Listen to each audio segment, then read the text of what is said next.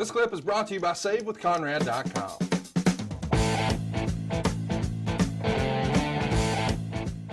So, in the Observer, it's noticed that gorgeous Jimmy Garvin was hired to be the wrestling guy on creative for Raw since Michael Hayes was moved to the SmackDown head writer spot. He lasted a whole 5 days.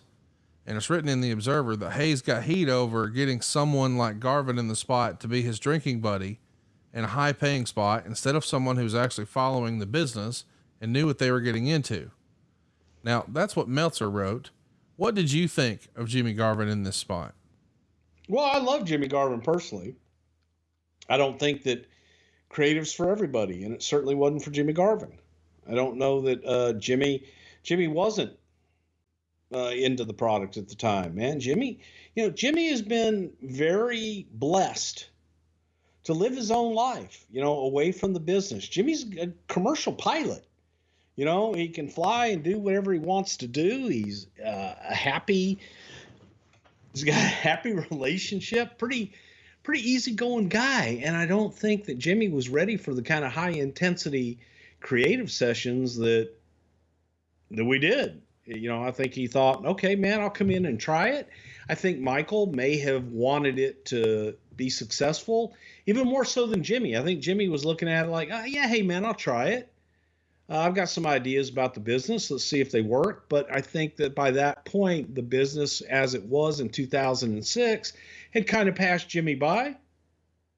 Didn't really know the characters, and certainly had never been in a creative team like that. And I don't think Jimmy wanted to do it.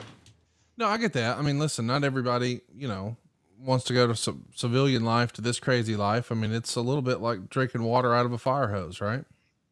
Yeah. And I think for Jimmy at that point in his life, I think even more so. And I don't know that Jimmy was like, hey man, I really want to get involved. I really want to do this. I want to do that. I think it was more Michael like, God damn, boy, you got some great stories, great ideas. Why don't you come on in and help us? Do.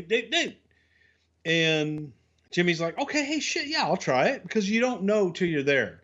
And people think that, oh man, this is easy. You just sit around and bullshit all day and come with ideas and how easy this is, and don't understand the incredible hours that go into the prep, to then go into the pitch, to then go into the post pitch and try to put a show together, and then put that show together and then make it all work.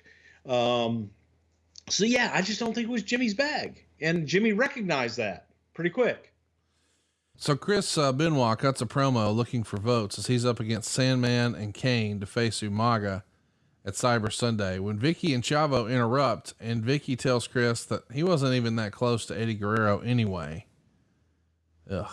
And then the Boogeyman returns to SmackDown. Ted DiBiase and Tim Horner are let go after these tapings from their roles as agents. And it's in the Observer where we see speculation that Horner wasn't good with finishes and the times had passed old Ted by. And there was talk of having DiBiase be a part of the Flair tag team gimmick, and Ted just turned it down. Is that how you remember it happening with Ted and Tim Horner? No, Tim Horner wasn't any good. Tim Horner didn't fit in. Tim wasn't creative. It just, it was not something that Tim was made for. Go ahead. But on DiBiase, DiBiase had reached the point being on the creative team and trying to work backstage with things. Ted was really great at putting his matches together and being able to do what he did. I dare say Ted was one of the greatest of all time in that regard. However, unlike Pat Patterson, Ted wasn't really able to tell someone else how to do it. And Ted realized that. I don't think that Ted was fired at all. I think Ted, and Stephanie had kind of come to an agreement that, you know what, this isn't what I do well. I'm not doing a good job at it. Maybe it's best that I go home. But Ted never wanted to be in a position of working in any way, shape, or form, or even possibly working. Hey, it's Conrad Thompson. Thanks for checking out the podcast here on YouTube. Be sure to hit the subscribe button and the notifications bell so you get a notice anytime we upload some new content. And go save yourself some money right now. If you're in a 30-year loan or you have credit card debt, it's not a matter of if I can save you money. It's a matter of how much. Find out right now for free at SaveWithConrad.com.